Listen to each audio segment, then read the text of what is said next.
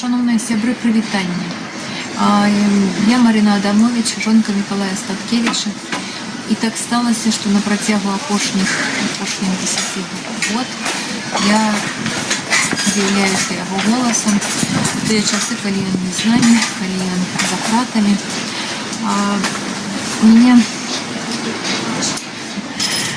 вже напрацьовані довгим опитом можливості передавать информацию от Николая, отрывать ее самыми невероятными шляхами. Тому я могу гарантовать, что то, что я вам зараз скажу, это непосредственно то, что сказал бы вам сегодня Николай Статкевич.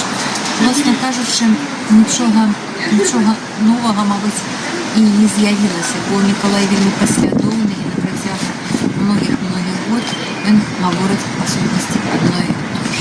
Він говорить і марить про те, що в Білорусі не відбудуться переміни, поки не сформується громадянська супольність, поки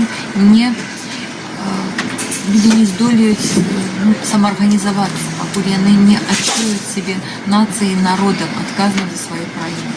На сьогоднішній день, на щастя, ми переживаємо, по сутності, унікальний момент, коли вот это наші давні мари, і то, для чого працював і Миколай, і працює, і наші сябри, колеги, воно відбувається просто на наших очах, просто кожен день.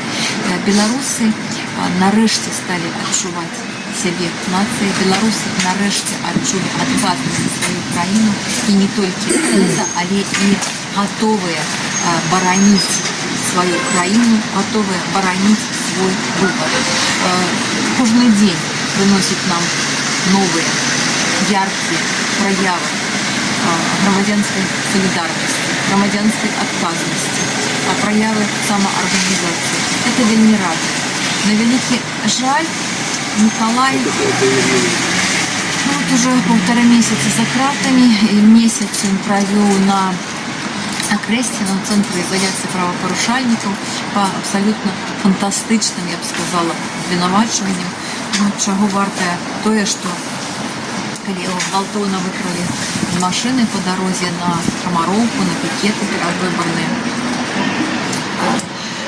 оказывается, його осудили за заклик на телеграм-канале Статкевич.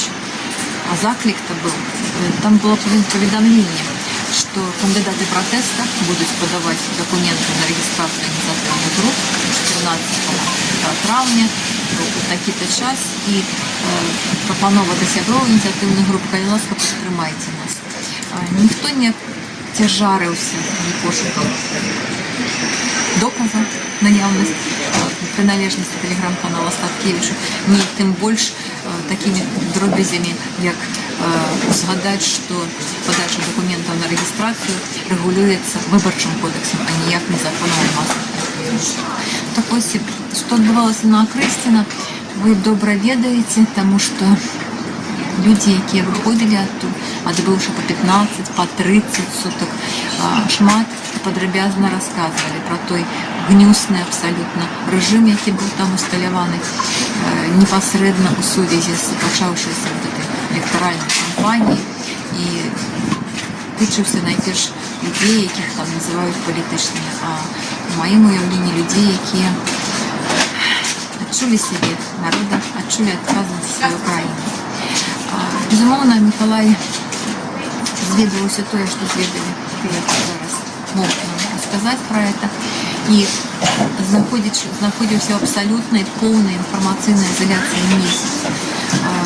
Парадокс ситуації у тим, що потративши кримінальний переслід, потративши у СІЗА №1 на Володарку, він отримав більше можливості довідатися о тим, що в країні відбувалося, що в країні відбувається кожен день. І він вельми просив передати свою вдячність, захоплення нашими людьми, тими чудовими людьми, які відстоюють зараз право людьми зватися, які жадають лепшее будущее для нашей країни і готові за це змагатися. Він завжди казав, і я цілком поділяю його думку, що коли з'явиться надія, ви не познаєте наш народ. Так от зараз, не глядячи на те, що влада зрадила усё, каб эту надею пахаваць, надея не памірае. І мы сапраўды не пазнаем наш народ. Так, бясконцае захапленне і глибокая павага сваімі сухграмадзянамі, якія, здаецца, нарэшце гатовы ўзяць адказнасць за сваю краіну і свае рукі. Што, як бачыць Миколай сённяшнюю сітуацыю і як ён бачыць павінны развівацца падзеі далей, літаральна на тле ўчарашняй нерэгістрацыі людзей, якія сабралі сваю падтрымку больш за 500 000, больш за 600 000 подпісаў сухграмадзян, это Віктора Бабарыкі і Валерія Цыпкала.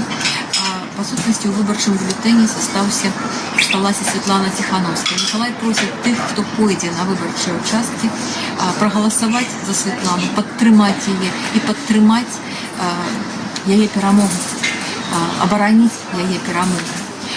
Ён просіць зрабіць усё мажлівае, каб абараніць свае галасы. Ён просіць арганізаваць, безумоўна, незалежнае назіранне і, мажліва, отдаленные, может быть, экзит-пулы на выходах з выборчих участков. Безумовно, я черговый раз повторяю, не спиняйтесь.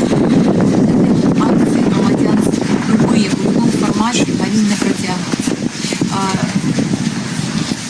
Абсолютное разумение того, что протесты повинны быть мирными, и что мирные протесты могут привести до перамоги толькі ў тым выпадку, як это не парадаксальна, калі людзі, якія на іх выходзяць, гатовы да любога развіцця падзей. Такі вот парадокс.